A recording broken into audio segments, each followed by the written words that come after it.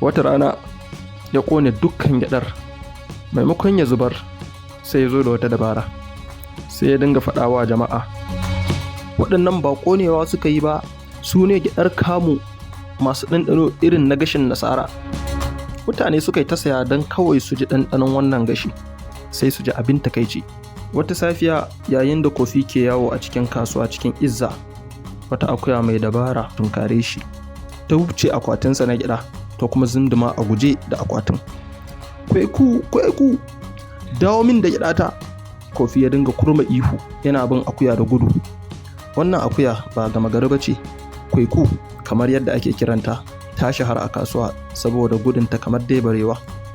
Jama'a suka tsaya suka bi kofi da ido yana bin kwaiku, yana kururuwar zan kama ki in soya ki in yi miya da ke. Bayan ya sha gwagwarmaya har da rasa silifa ɗinsa,